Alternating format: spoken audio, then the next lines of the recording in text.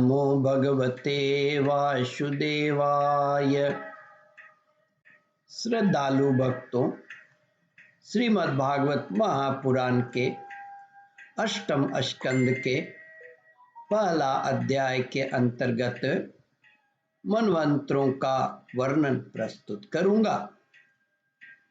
इसके पूर्व जहां तक आप कथा श्रवण कर चुके हैं उसके आगे का प्रस्तुतिकरण करता हूं। श्री सुखदेव जी कहते हैं, परीक्षित, भगवान सबके साक्षी हैं। उन्हें बुद्धि, वृत्तियां या नेत्र आदि इंद्रियां नहीं देख सकती, परंतु उनकी ज्ञान शक्ति अखंड है। समस्त प्राणियों के हृदय में रहने वाले उन्हीं स्वयं प्रकाश असंग परमात्मा की शरण ग्रहण करो, जिनका न आदि है न अंत, फिर मध्य तो होगा ही कहां से, जिनका न कोई अपना है और न पराया, और न बाहर है न भीतर।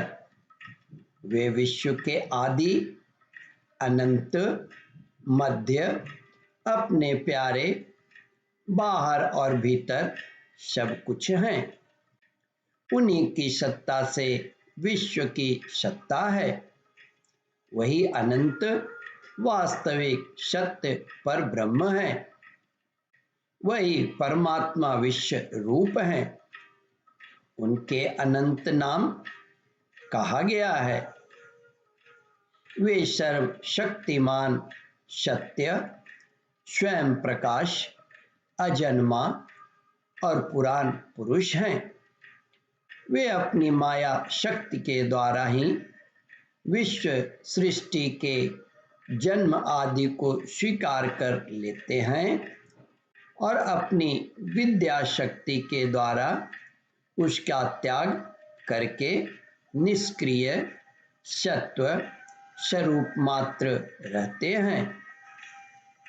इसी से ऋषि मुनि नैष्कर्म्य स्थिति अर्थात ब्रह्म से एकत्व प्राप्त करने के लिए पहले कर्मयोग का अनुष्ठान करते हैं।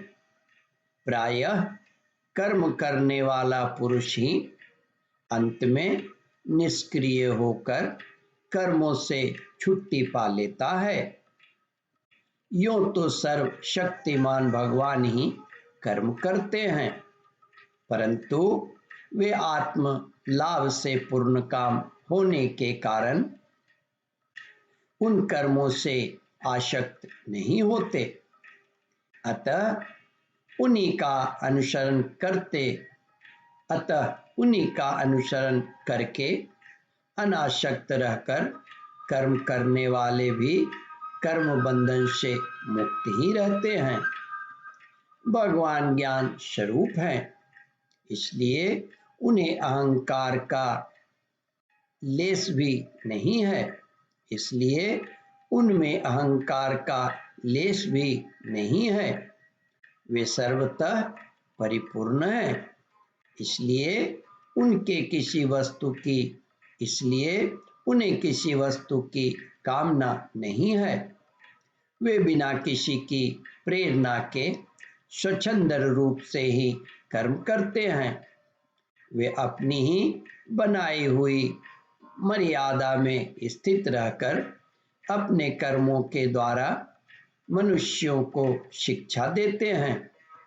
वे ही समस्त धर्मों के प्रवर्तक और उनके जीवन दाता हैं।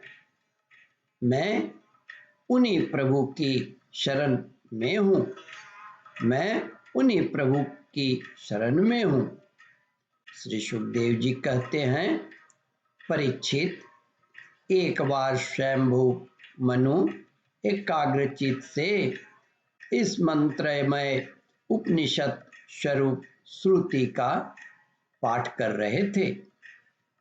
उन्हें नींद में अचेत होकर बड़बड़ाते जान भूखे असुर और राक्षस खा डालने के लिए उन पर टूट पड़े।